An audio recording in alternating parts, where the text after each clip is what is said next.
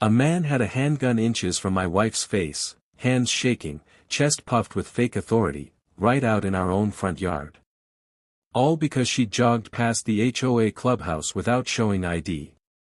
What he didn't realize, and God, I would have paid to see his expression when he found out, was that the woman he was threatening with a cheap knockoff pistol had just come home from a classified Delta Force deployment 2 days earlier. She hadn't even unpacked. Instead of exploding into action, she actually gave him a chance to back down. He didn't. We moved here for quiet mornings and simple things. Claire, who once rendered safe explosives in a thunderstorm, imagined garden rows, maybe a couple of chickens. I wanted fiber internet and a finished basement for my cybersecurity projects. What we got was an HOA that fancied itself a tactical unit. They called it the Home Safety Division, HSD. Matte black golf carts lined up outside the clubhouse, each stenciled in block letters. A few even had blue lights zip-tied to their roofs. Picture SWAT, but with cup holders and garden gnomes. At first I assumed it was a joke. Then I met Karen Brewster, the HOA president, laminated badge, 3 clipboards, smile permanently set to untouchable. She handed us a little rulebook full of absurdities: grass must not exceed 2.75 in, and residents must not appear intimidating during recreational activity. When I asked her what that meant, she just smirked and said, "You'll know it when you see it." Red flag. Big one. Claire, though, is an expert at blending in. She returned from her mission, thanked Karen politely, and tried to keep things calm. Day 8 changed all that. I was in the kitchen, making coffee and logging into work, when a motion alert pinged my phone. 2 HSD carts were blocking the street.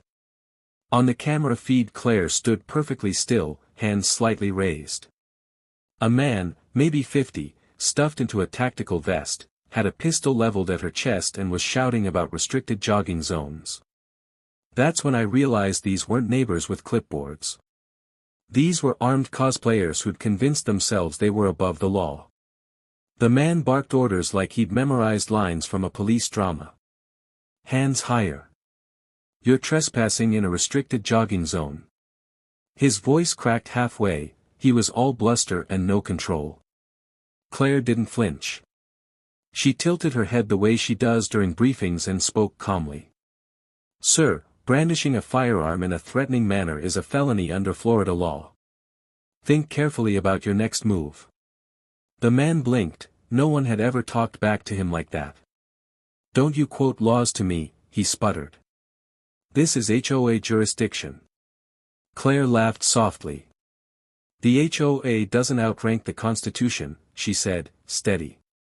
"You've pointed an unregistered firearm at a civilian on private property. That's attempted assault with a deadly weapon." 2 other men in knockoff tactical vests flanked him, batons in hand like flea market props. They shuffled, unsure whether to back him up or back away. I stepped out on the porch, coffee mug in my hand.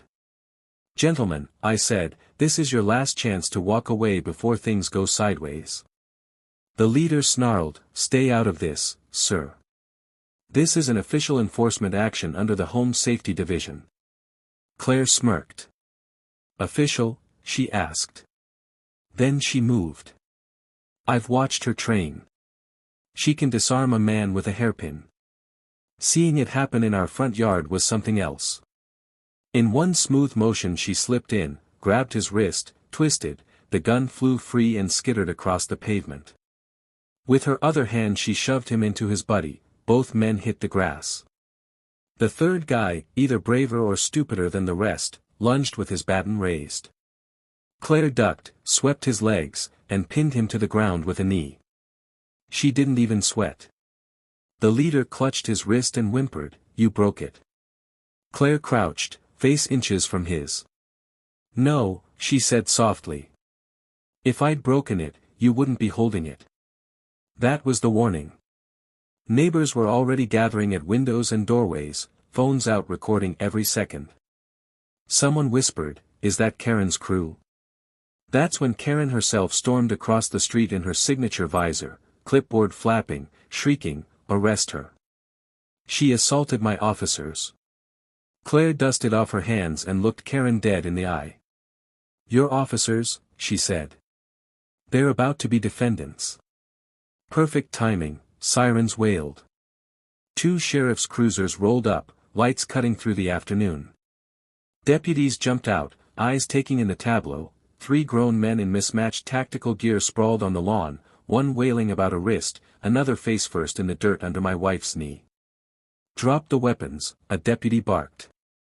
They already did, I said, pointing toward the pistol lying 10 feet away. Karen rushed forward, waving her clipboard like a badge. Officers, arrest that woman, she begged. The deputy closest to her frowned. Ma'am, these men are impersonating law enforcement, he said. Impersonating a federal officer is a felony under federal law. One of the men blurted, it wasn't my idea. Karen paid us. She said it was legal. That shut Karen up. They cuffed all 3 men and read charges: brandishing a firearm, impersonation, attempted assault, conspiracy, trespassing.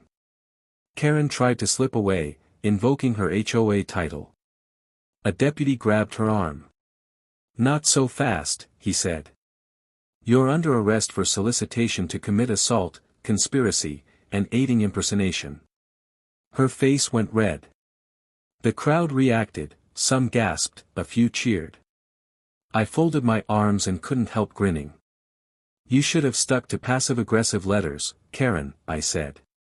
Claire plucked the coffee mug off the porch railing and handed it back like nothing had happened.